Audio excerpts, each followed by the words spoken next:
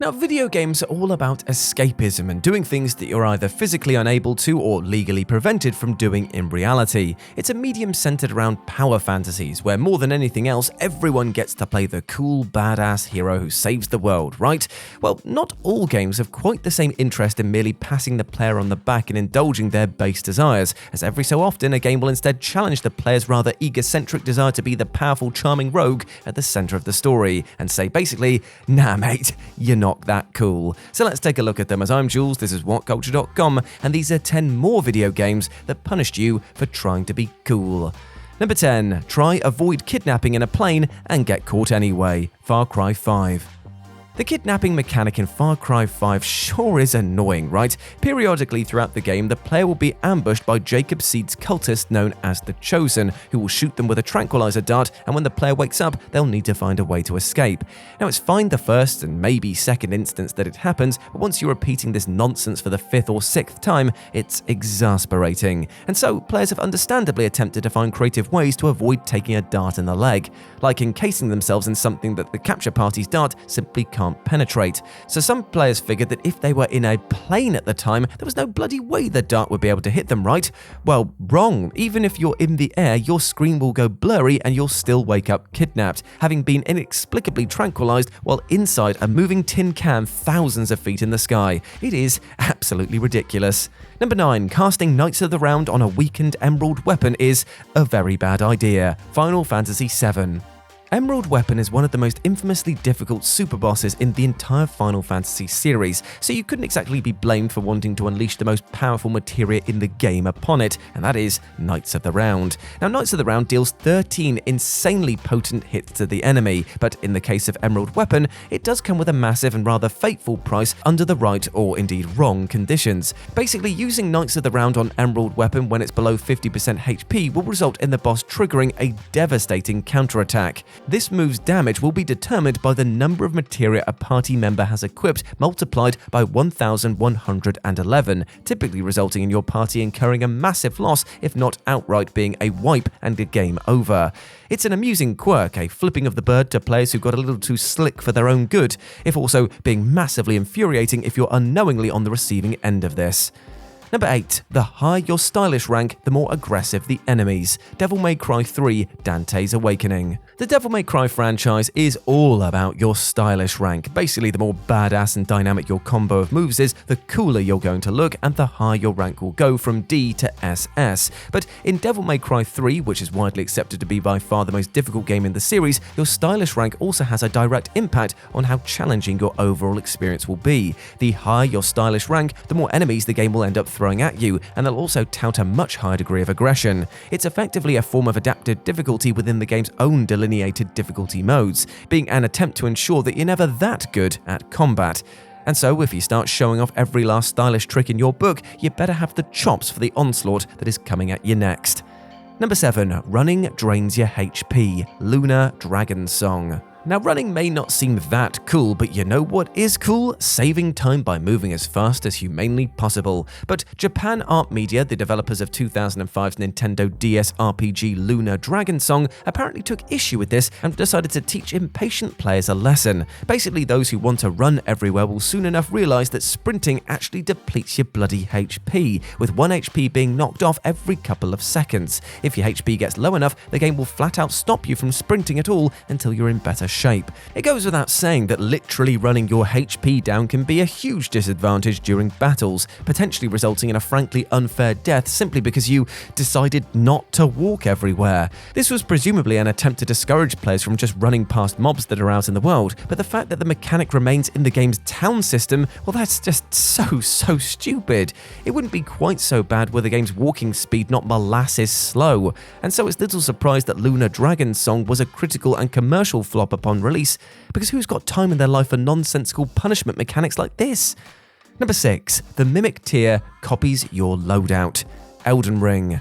There isn't a single Elden Ring player alive who doesn't want their character to be kitted out in awesome gear that makes them a major force to be reckoned with, yet the boss fight against the Mimic Tier is an exercise in admonishing the player for their vanity. The Mimic Tier is an exact mirror image of the player, copying their entire loadout, including all of their equipped armor, weapons and spells, and appearance throughout the fight. As such, the better equipped you are and the cooler you look, the tougher this fight's actually going to be. Now, the Mimic Tier admittedly isn't a mandatory boss for beating Elden Ring, and you can cheese this fight by de-equipping everything before it starts and then re-equipping everything immediately afterwards, but if you play it as From Software truly intended, it's an amusing act of taking the player down a full peg.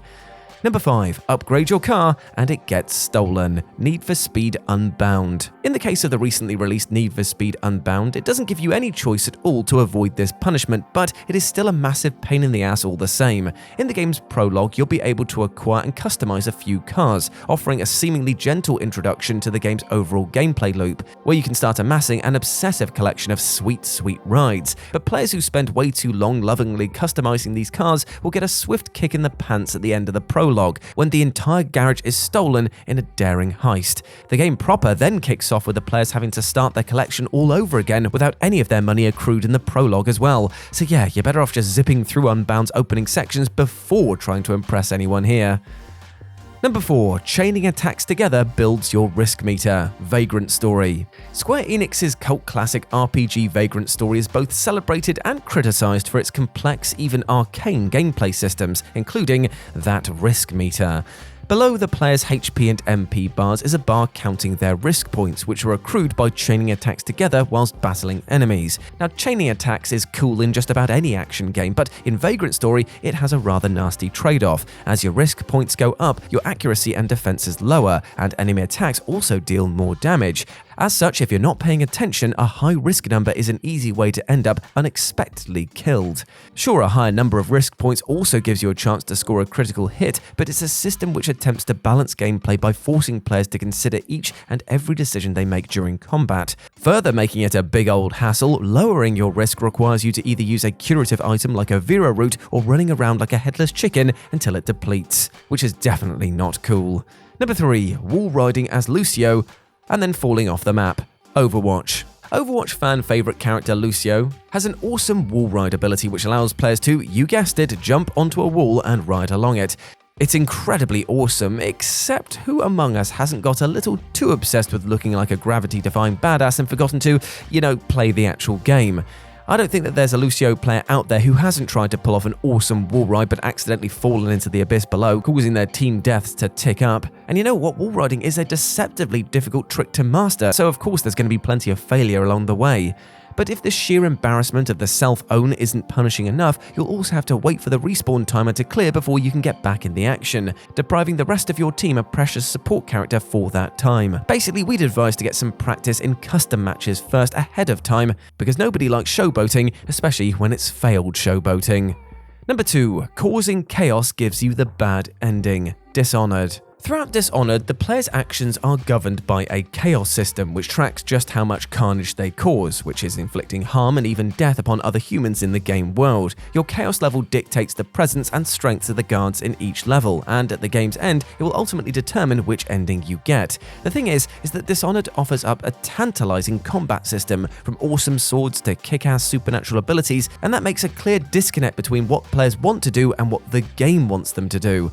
If you quite naturally do the cool thing and use every tool in your arsenal to horribly dismantle anyone who gets in your way, you're actually going to end up with a high chaos level, and this will result in one of the 2 bad endings, either where the world is left in turmoil, or if you run straight towards the end point, you'll see Emily fall to her death. Cool. Either way, it's a majorly mixed message from Arcane Studios. They're basically like, here's the cool thing, but don't think about using it too much if you want the Disney ending.